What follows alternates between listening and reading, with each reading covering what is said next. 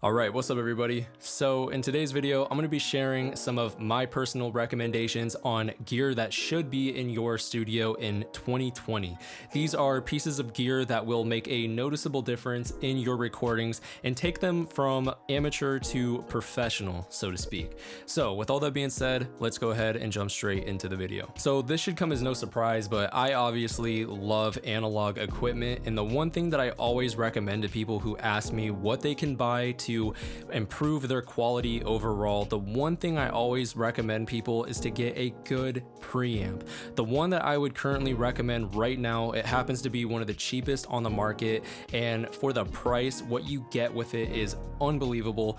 But the preamp that I would recommend is the Pro MPA2. I'm actually currently recording with it right now, and I've made a couple videos already on this preamp, and if you guys have seen those videos, I talked about how I enjoy the preamp so much to the point that I actually don't even use my Avalon 737. I ended up selling my Avalon 737 because the quality that I was getting with the Pro MPA2 has been so good to the point that I truly don't believe I need the 737 anymore. For $350, you can get the Pro MPA2, which will allow you to record up to 2 microphones simultaneously. So if you're someone who records a lot of stereo, this preamp will allow you to do so. Now, if you're like me and all you record is vocals, this is perfect on that. I find that this preamp actually sounds very clean and a lot better than the stock preamps that come on your audio interface. So if you have a good audio interface, don't think that you're set, because you could definitely benefit from the Pro MPA2. Now, besides a good preamp, I'd also recommend that you buy a tube compressor, and the one that I've been using and I've been really happy with the results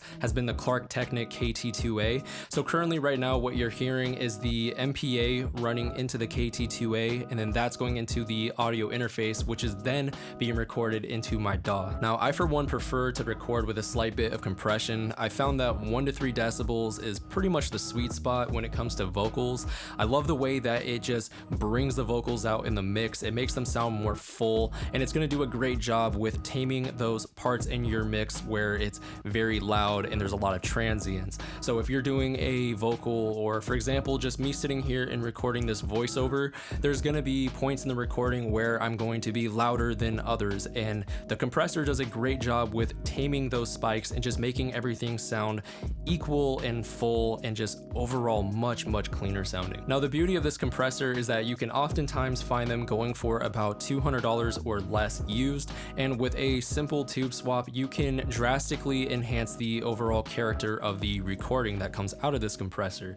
I swapped out all the stock tubes for some Genelex Gold Lion tubes, and it definitely added a little bit of extra character that I prefer over the stock tubes. I am very happy with the sound that comes out of this compressor. It has been very easy to work with and overall just sounds so amazing. When it comes to analog gear, these are really the only two that I would recommend and say are almost mandatory in 2020 if you want to get the best possible quality that you can.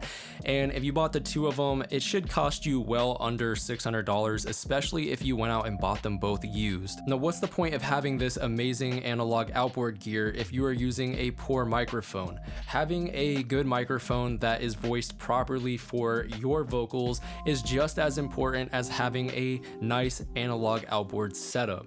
Now, with that being said, the two microphones that I would recommend, and really it does not get much better than these two, the Rode NT1 and the Perception 100. Now, let me just quickly say, with the Perception 100, these are discontinued microphones, so really the only way that you can get the Perception 100 is off the secondhand market. So places like eBay, Craigslist, OfferUp, anywhere where it's somebody who has previously owned the microphone is now selling it. That is the only way that you're going to be able to get the Perception 100. If you can get the Perception 100 for less than $200, buy it. You will not regret that. This microphone is voiced very similarly to the Neumann U87 AI. I've made videos on this microphone in the past, and really there are a lot of other YouTubers that have talked about this microphone, and it is very scary how similar it sounds to the U87 AI. It is a budget Neumann microphone, and again, if you can get these for under $200, it's a no-brainer. I remember when I bought mine, I spent $80, and that has probably been the best $80 that I have ever spent in this studio. The other microphone that I mentioned is the Rode NT1, and that microphone is still currently being manufactured. So you can go out today and buy that microphone, and really that's going to be the best microphone in current production right now on the market in 2020. I still stand behind that. The reason why I love that microphone so much, it is very neutral, very flat, so it is very easy to work with. And on top of that, it has a low self noise. In fact, it's actually lower than the TLM 103. So for under $300, you get a microphone with tremendous self noise, very low, and it's just overall very neutral and flat and easy to work with. It shines on just about anybody's vocals. Both the NT1 and the Perception 100 are truly amazing microphones, and you really can't go wrong with either of them. So whatever one you end up picking, it doesn't matter. They're both going to be very great microphones, and especially on vocals. So yeah, guys, those are some of my recommendations on pieces of gear that you can currently pick up right now that will drastically improve your overall quality.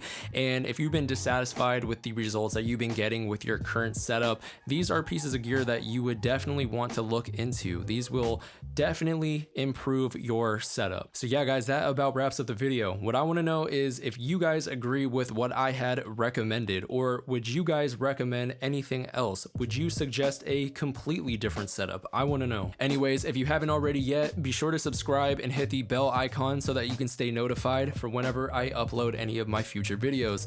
With that being said, I'll see you all in my next video. Take care. Peace out.